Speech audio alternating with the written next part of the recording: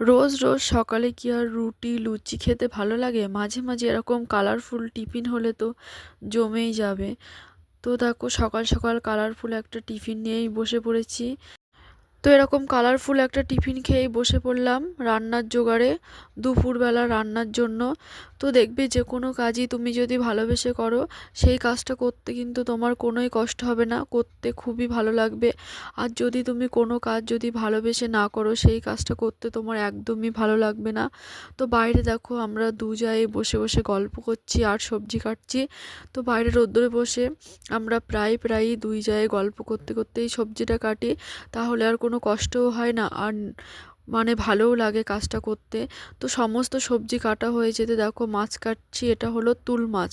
মানে আমাদের এখানে তুল মাছ বলে, যদিও এই মাছটা আমি খাই না।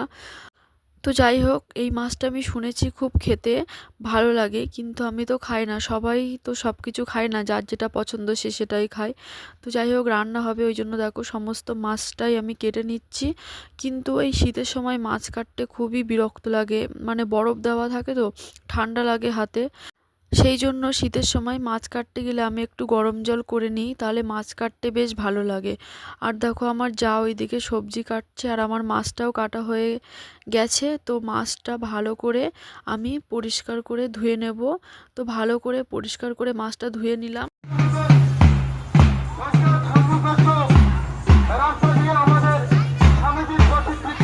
তো এটা স্বামী বিবেকানন্দের জন্মদিন ছিল, সেদিনের ভিডিও।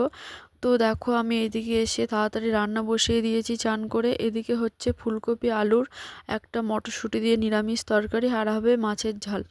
এদিকে হচ্ছে মটরশুঁটি ফুলকপি আলুর তরকারি, আর ওদিকে আমি মাছটা ভেজে নিচ্ছি। তো ফুলকপি আলুর তরকারিটা একদিকে হচ্ছে, মাছটা ভাজা হয়ে যেতে আমি দেখো ভাত বসিয়ে দিয়েছি। আর আমি ভাতের মধ্যে একটা আলু আর একটা টমেটো দিয়ে দিয়েছি। শীতের সময় আলু ভাজা টমেটো ভাতে খেতে খুবই ভালো লাগে।